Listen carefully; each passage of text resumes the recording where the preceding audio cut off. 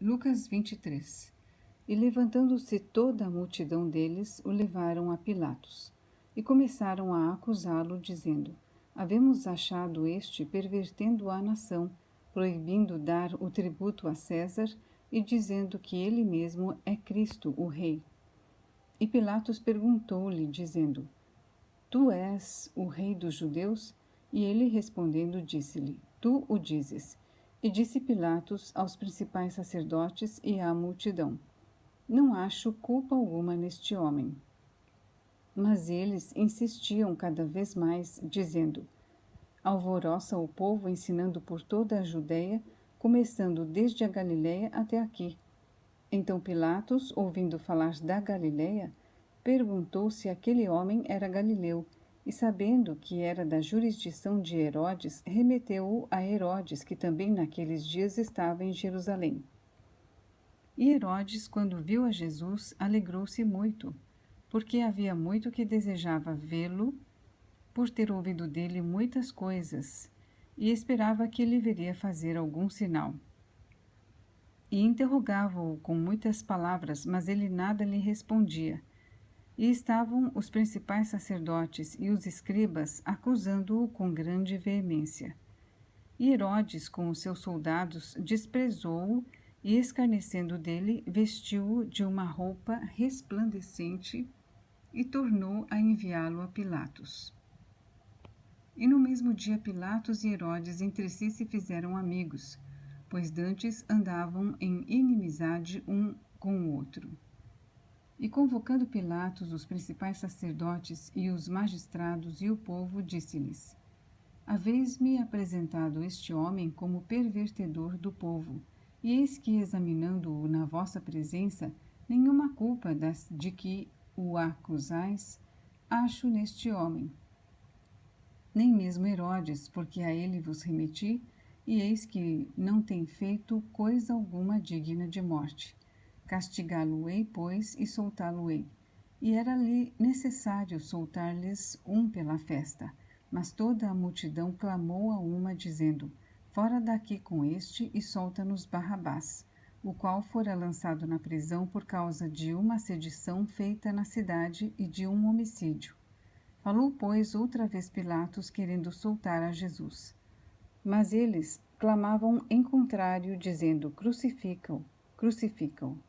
Então ele, pela terceira vez, lhes disse: Mas que mal fez este?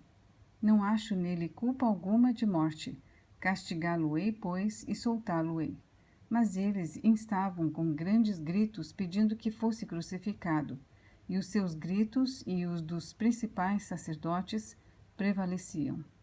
Então Pilatos julgou que devia fazer o que eles pediam, e soltou-lhes o que fora lançado na prisão por uma sedição e homicídio, que era o que pediam. Mas entregou Jesus à vontade deles. E quando o iam levando, tomaram um certo Simão Cireneu que vinha do campo, e puseram-lhe a cruz às costas para que a levasse após Jesus. E seguia-o grande multidão de povo e de mulheres, as quais batiam nos peitos e o lamentavam.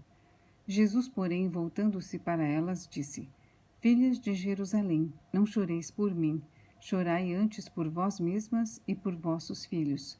Porque eis que hão de vir dias em que dirão: Bem-aventuradas as estéreis e os ventres que não geraram e os peitos que não amamentaram.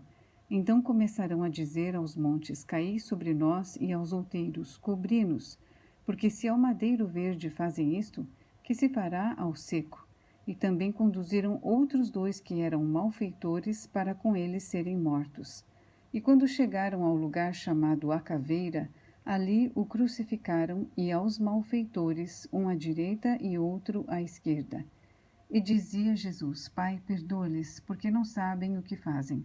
E repartindo as suas vestes, lançaram sortes. E o povo estava olhando. E também os príncipes zombavam dele, dizendo: Aos outros salvou, salve-se a si mesmo, se este é o Cristo, o escolhido de Deus.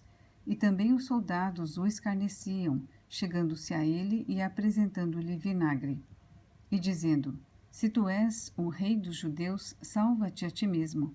e também por cima dele estava um título escrito em letras gregas, romanas e hebraicas: Este é o Rei dos Judeus.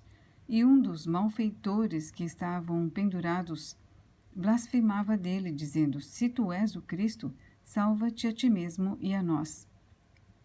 Respondendo, porém, o outro, repreendia-o, dizendo: Tu nem ainda temes a Deus, estando na mesma condenação? E nós, na verdade, com justiça, porque recebemos o que os nossos feitos mereciam, mas este nenhum mal fez. E disse a Jesus: Senhor, lembra-te de mim quando vieres em teu reino. E disse-lhe Jesus: Em verdade te digo que hoje estarás comigo no paraíso. E era já quase a hora sexta, e houve trevas em toda a terra, até a hora nona, escurecendo-se o sol. E rasgou-se ao meio o véu do templo.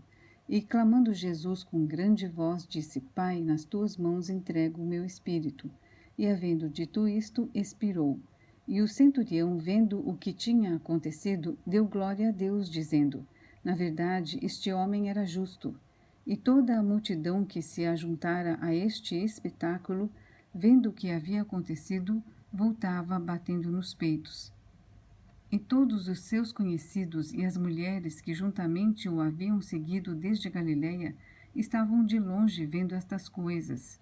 E eis que um homem, por nome José, senador, homem de bem e justo, que não tinha consentido no conselho e nos atos dos outros, de Arimateia, cidade dos judeus, e que também esperava ele o reino de Deus, esse, chegando a Pilatos, pediu o corpo de Jesus. E, havendo-o tirado, envolveu-o num lençol e pô-lo num sepulcro escavado numa penha, onde ninguém ainda havia sido posto. E era o dia da preparação, e amanhecia o sábado. E as mulheres que tinham vindo com ele da Galiléia seguiram também e viram o sepulcro e como foi posto o seu corpo.